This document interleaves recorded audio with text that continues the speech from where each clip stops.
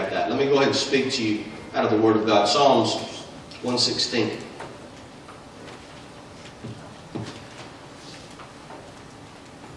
Psalm 116.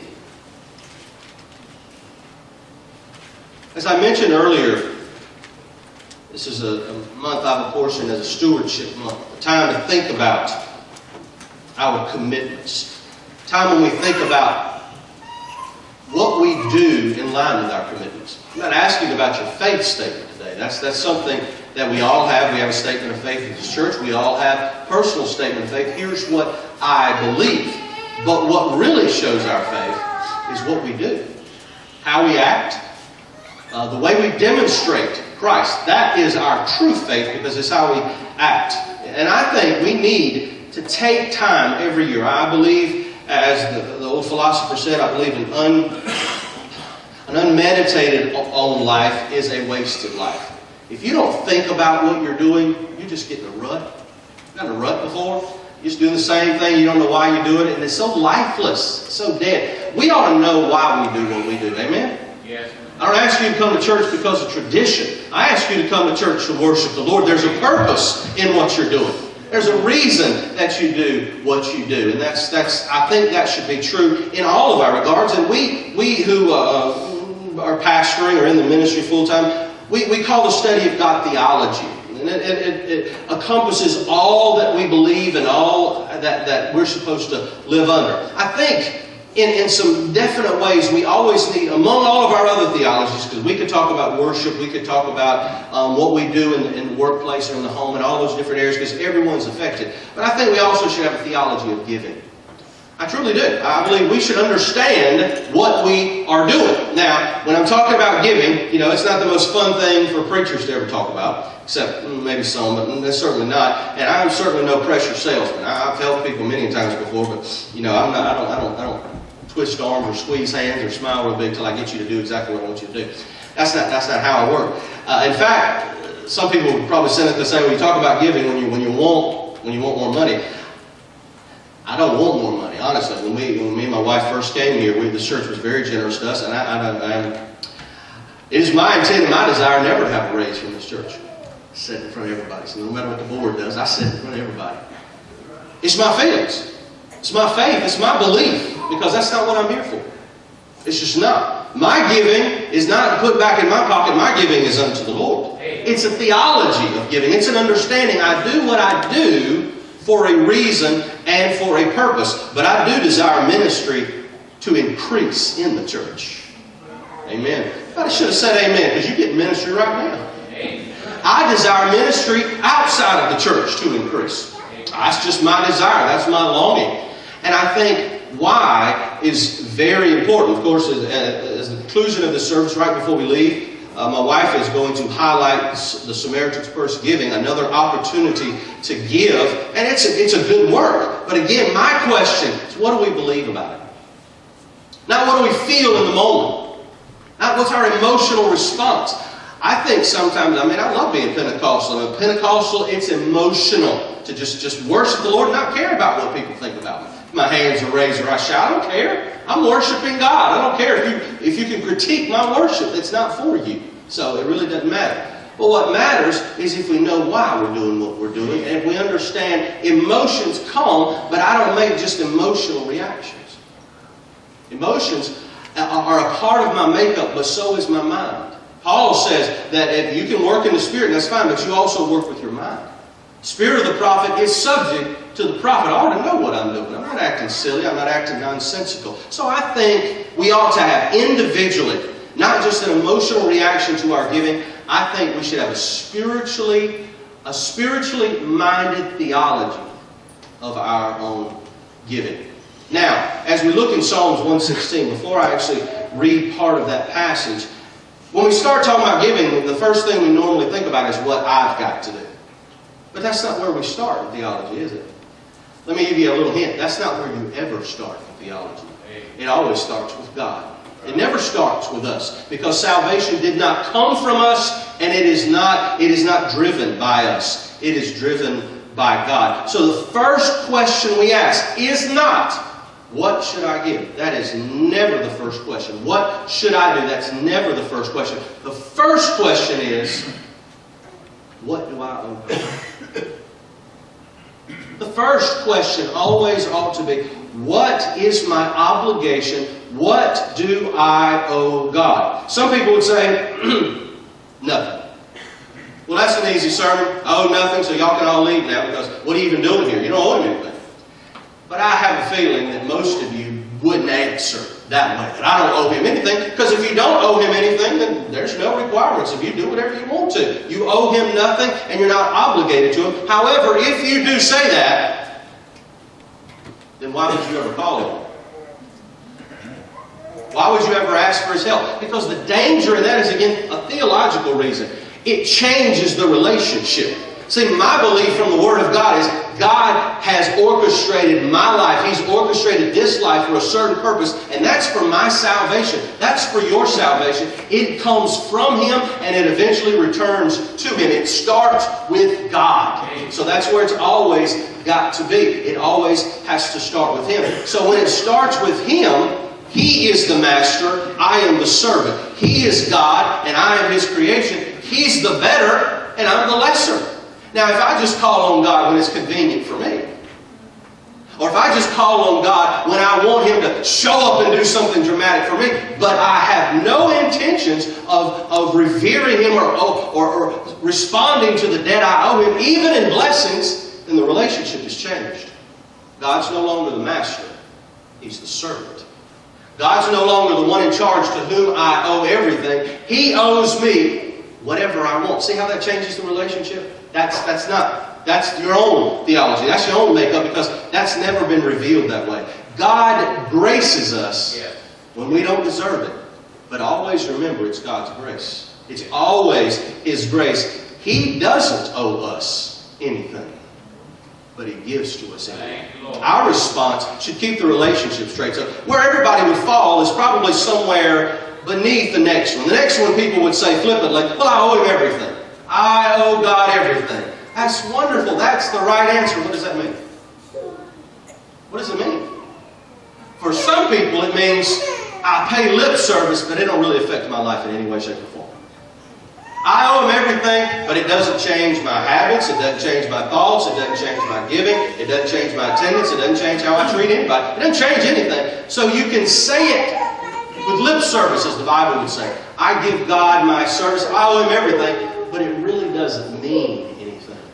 But then there are those, and I know this church is certainly emblematic of this. There are those that say, He has control over everything in my life. And you know how I know that? Because they pray about everything. They ask God's opinion before they make their decisions. They want God's intervention. They want God to do something, but He already has control over everything. Their giving, their activities, what they say, how they react, it's already given to God, and they demonstrate that in the things that they do every day. They demonstrate it, so it shows that that has been wholly given to God.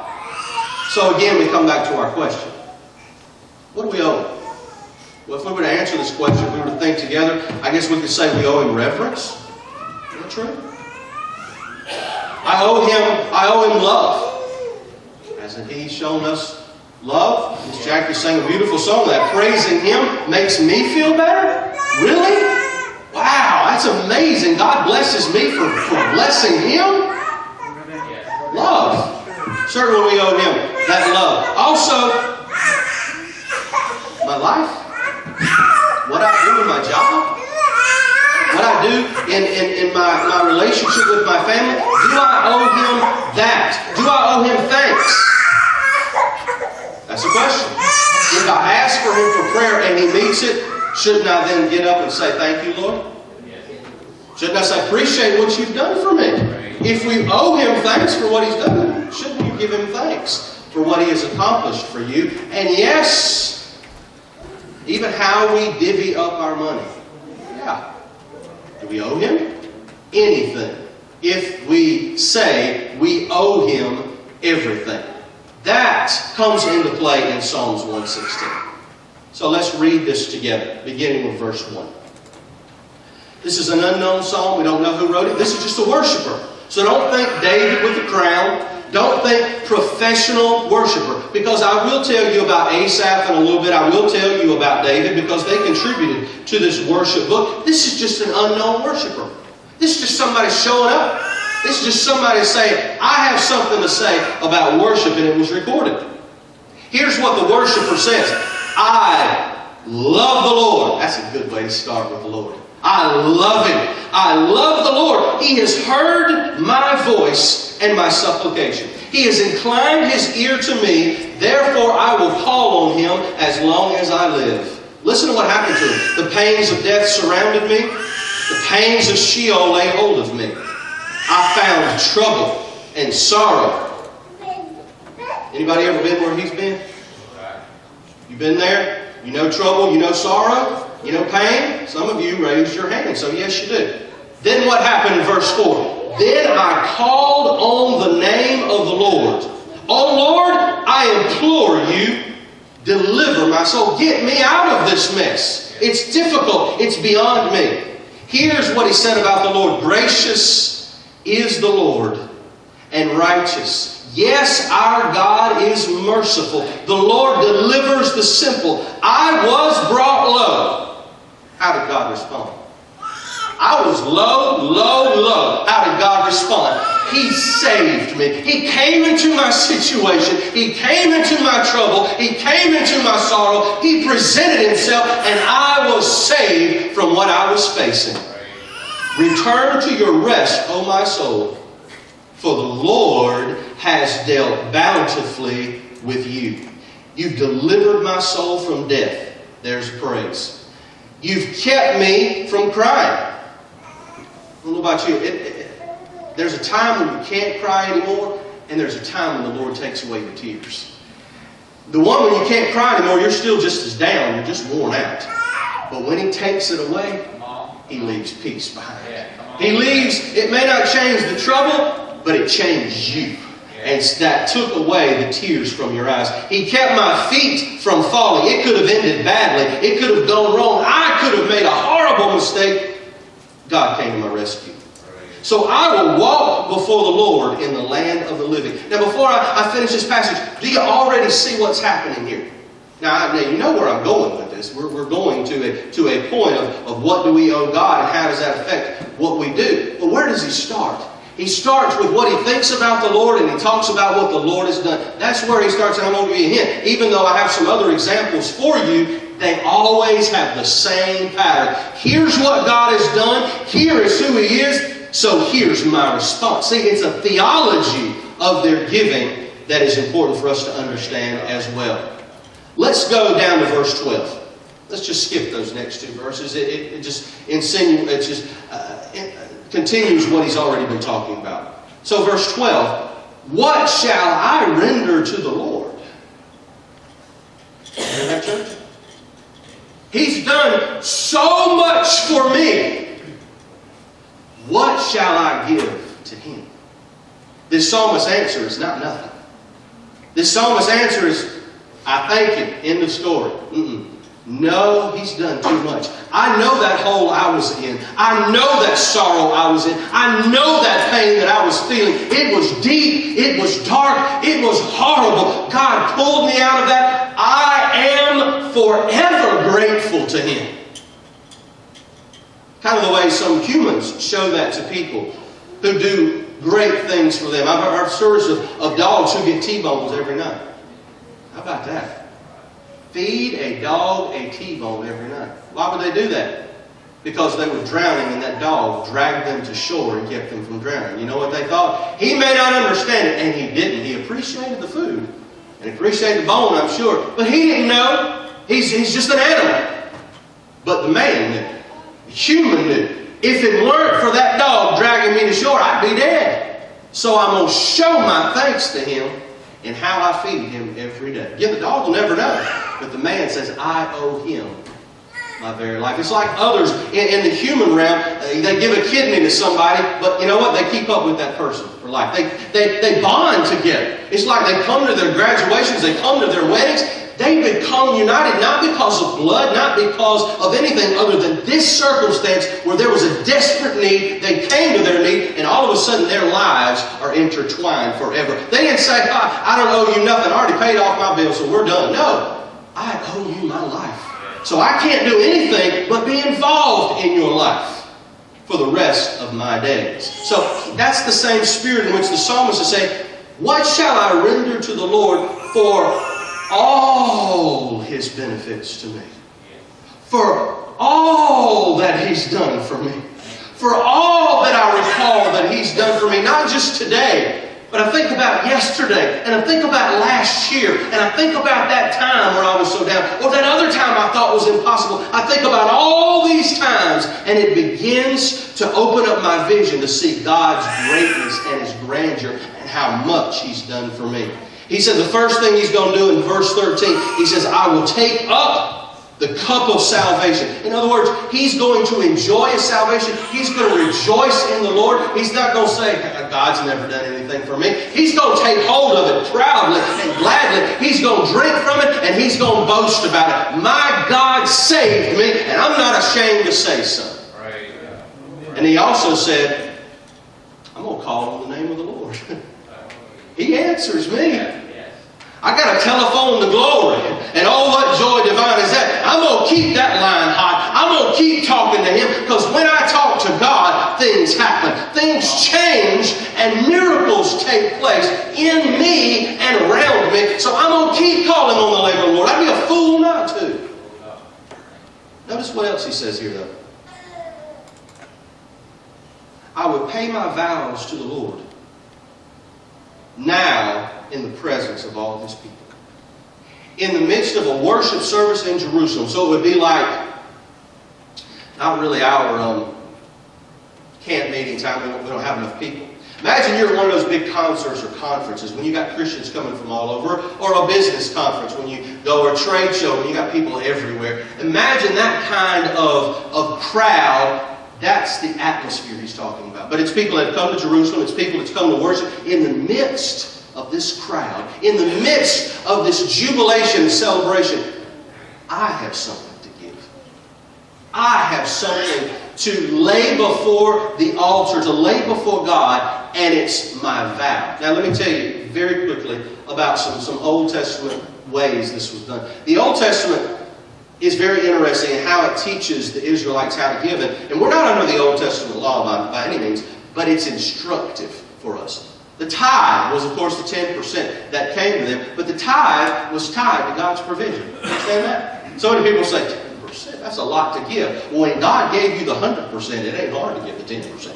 When you realize God gave me all this, and that's literally what they would have said. They went out to the fields. They saw the whole harvest God gave them. They didn't take it for granted. They said, God, you've given me all this, so I'll give you what you told me to give. I'll give 10% back to you. Absolutely. So the tithe was tied to God's provision. If God didn't provide as much, they didn't give as much. If God over-provided for them, they gave more. But it was not tied to their desires. It was tied to His provision. Another way God gave them to give was offerings. They would bring offerings, and offerings were mostly tied to their behavior. When you read the offerings in the Old Testament, it's tied to their behavior. When you come to this festival, bring an offering, because we're going to celebrate what the Lord has done in the life of the nation. That's part of the offerings, and they would share those offerings for the most part. It would be a celebration. It'd be like you brought the lamb chops to the party, and we're going to grill them together, and we're going to enjoy together. That's the atmosphere of those type of offerings. Other offerings was based on how you lived. You mistreated your wife, you mistreated somebody, you sinned before the Lord, you bring an offering. It was tied to your behavior. You didn't bring those offerings if you acted right. But if you acted wrong, you needed to bring a sacrifice. So the offerings were tied to their behavior. Now here's a third one that the psalmist mentioned. He does mention offerings, that he's going to give a sacrifice of thanksgiving to God. He does mention that. But he mentions something else, a vow. A vow was not required, but it was to be in the life of Israel. It was a choice, but it was if you're really spiritual, you will make this choice. You take a Nazirite vow, God never condemned that. God just told you how you need to do it. If you took this kind of vow before the Lord too, it took it seriously, because He said both in Deuteronomy and later, if you make a vow to the Lord, you pay it to Him. God takes it seriously. When you do that extra, He takes it seriously. And He doesn't suffer fools who just try to pay lip service. He doesn't do that. He honors or condemns according to your relationship with Him. The vow was a choice. Now, what would people make vows for if it was so serious? Because, man, that sounds like something I want to check out on. If I'm going to get in trouble because I make a vow, well, let's just not make a vow at all. Well, that's not good, because vows were for a reason. Like when Hannah went before the Lord, she made a vow. She offered because she wanted a child. She couldn't have a child. But she made an offering before God. God, please. God, I'm begging you. Guess what? God heard her vow. He heard. And her vow was that I'd give him back to the Lord. So God gave her a child, and you know what she had to do? She had to hand him that back. That's hard. It's hard until you turn into a Samuel. And when Samuel shows up, and when Samuel is the most famous prophet probably of that entire period, then you as mom and papa can say, that's my boy right there. Look at what God's done for him. Look at what He said. I gave him to the Lord. That's a little easier. It would have been harder in the first place. You could make a vow for something you needed from the Lord, or to simply draw closer to the Lord. I want to know you more. I want to serve you better. So I make a vow to you. God honored those, and God received those. So the psalmist is saying, I'm coming to the Lord, and I'm going to pay my vow. I'm not going to retreat from the Lord. I want to get closer to Him. I've got my offerings. I've got my tithe, but I want to pay my vow to the Lord. Look at how he ends this psalm. O Lord, truly I am your servant. I am the servant, the son of your maidservant. I told you earlier that relationship couldn't change, and he understands it perfectly. I'm the servant, you're the Lord. I'm the one serving you, you're not the one serving me. He says, I am your servant. Look at me, but notice again what he says in 16. This would not be possible had you not loosed my bonds. So I will offer to you the sacrifice of thanksgiving. I will call upon the name of the Lord. And look in verse 18. I will pay my vows to the Lord. God put this in His book. Because there are people that serve Him that want to do more than the minimum. There's people who serve Him that want to do more than just in the New Testament sense. We don't offer offerings anymore, but they realize what they've done, so they give a thanksgiving of praise to God, because our very lives are now supposed to be a praise offering to God. Romans chapter 12 says so. There are some people that says, I want a deep and abiding communion with God.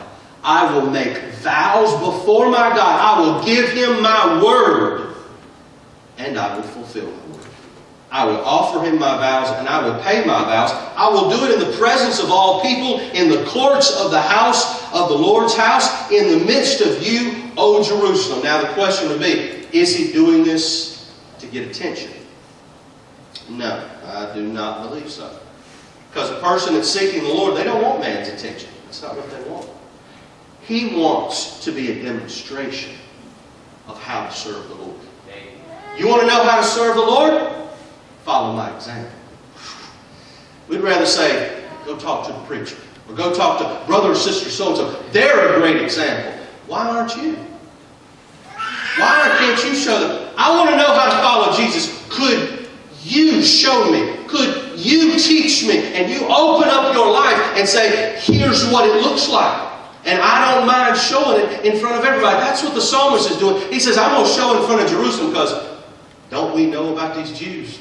Oh, come on, I don't want to go into that this morning, but we know they're not all on the up and up. They're not all there to worship. They're not all there. They may be there at the celebration. They may show up for the food. But they're not there with the same heart. So he says, I'm going to show them how to worship the Lord. Like the widow came in Jesus' day when they were having a festival. The widow came up after all these rich people had just dumped money that they didn't care about. They wanted the attention. But she dumped in those 2 little coins. Nobody but Jesus noticed it. But he says, you know what I just noticed? Somebody just gave more than anybody else. Somebody's serious with God. And it's not those ones that came before her. It's not all those ones that are bragging about how they live the godly life. It's that woman who has praised God, who has worshiped God because she has given to me all that she has. That's somebody to follow. That's somebody to lift up. And I'm going to put it in my book so nobody will ever forget the 2 mites that this unknown woman gave in the service of the Lord. Vows are serious. Vows are decisions. That's why I highlight them today. So what do I owe the Lord? Is the first question that we should ask when we say, oh God, I want to spend some time with you reviewing how I live for you. Make your whole spiritual life. Put it right on the altar before God. God, everything in my life is up to your counsel. You don't like something I'm doing, you tell me. Something I need to do that I'm not doing, show me. Show me how to worship. Show me how to live. Show me how to treat this person. Learn from the Lord. Let Him teach you. Let Him show you. Let Him disciple you. But even when you come to this point of your giving, don't ask, God, what should I give? Don't start there. I'm going to give you a worksheet before this time is over in the next 3 weeks. But I want this to be a matter of prayer first and foremost, not an intellectual or academic exercise. I want this to be a spiritual exercise between you and God. The first thing you should do, the first thing you should ask is get in His presence and meditate. God, what do I owe you? Where has my life been? What have you done for my life? Second, ask, what are my blessings? How have you blessed me? How have I prayed? How have you answered? How have I longed? How have you met? How am I blessed? That's where you start. And then once you have those down, once you compile that, then the next question you ask is, God, what can I give? Now, we do highlight the tithe a lot, but honestly, if you just tithe, God said that's what you owe me. You're giving nothing if you're just giving what He's already provided for you. Let's be honest. I mean, it's good. It's necessary. But if He's provided everything and you just give what He's back a little bit of what He's provided, then you haven't really offered anything. Now the question is, what will I give to the Lord as an offering? What will I give to Him? How will I bless Him for how He's blessed me? Whatever is in tide with how He's interacted with your life or your behavior, give it to God. Give it to God. And I think you ought to write those things out. Write, how much can I offer to you this year? Don't sound spiritual, preacher. Who says it's not? Jesus said, count the cost before you're going to follow me. You sit down and you see the pluses and the minuses. You realize there's some pluses I'm going to give you, but there's some crosses you're going to bear too. Count the cost before you become my disciple. So what's the difference in my offering? I ought to know what I'm giving and not just feel like a spontaneous response is the only offering I can give. No. You can make a decision led by the Spirit of the Lord. What should I give? And I keep it to 3 months if you're going to do this. Keep it just 3 months. God, here's what I would like to offer you. Here's what I want to give. And include all giving. What you're going to put in the plate, shoe boxes, whatever good works you want to do. Make that an offering to God. Make it to Him. To Him and what He has done for you. But I think also we ought to take this vow into consideration too. If we want something very desperate from God, I think we ought to fast and pray and vow for it. You know? I think if it's that serious, we should treat it that serious. If we want to get closer to God, I think we ought to stop waiting on God. Say that again.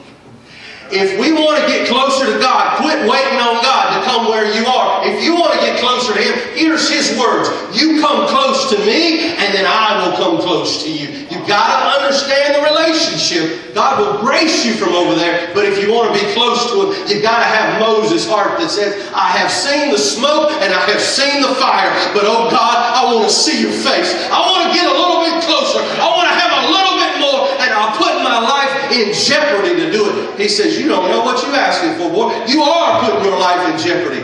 I'll give you, though.